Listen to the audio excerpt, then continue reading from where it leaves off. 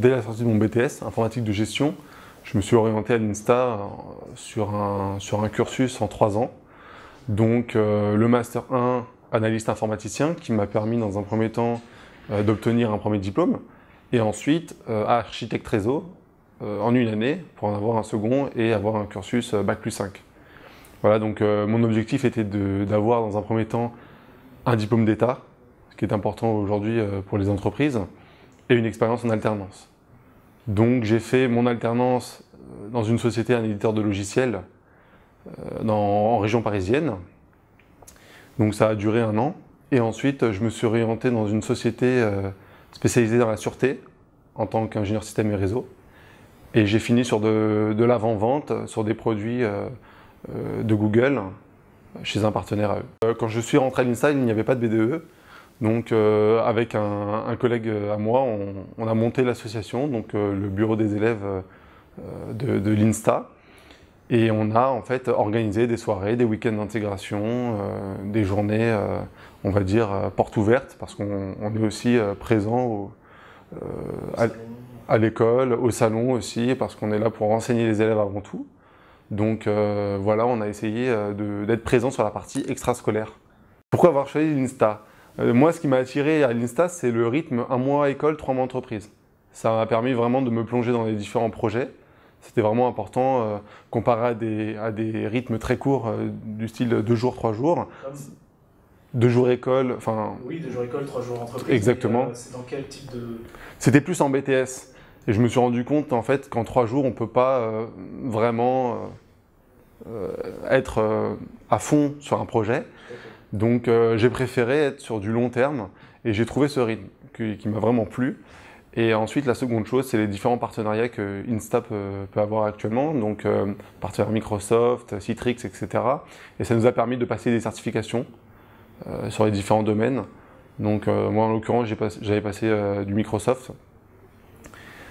Certains ont passé du Citrix, du Linux, même du Cisco. Donc même pour du côté développeur, il y a du PHP.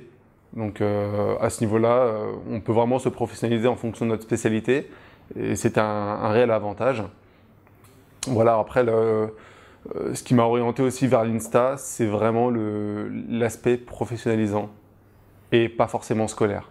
On est à l'école, il y a une partie scolaire, mais on se sent tout de même avec des professionnels parce que déjà les intervenants qui donnent cours sont principalement des ingénieurs de manière générale, mais ils sont encore sur le terrain. On a eu l'expérience avec un professeur de réseau qui travaille pour une grande société de transport. Et en fait, il nous a donné des cours. Il a un métier, enfin, il a un poste d'architecte réseau, environ 15 ans de métier.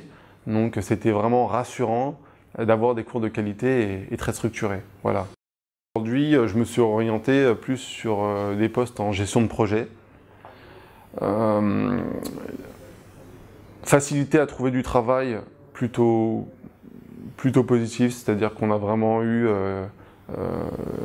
des demandes, beaucoup de demandes. On dépassait la quinzaine d'entretiens. Donc c'était vraiment intéressant parce qu'on a pu rencontrer des entreprises, on a pu cibler leurs besoins dans un premier temps et faire notre choix par la suite. Au niveau des salaires, c'est plutôt correct. On est dans une fourchette entre 36 000 et 40 000 euros annuels.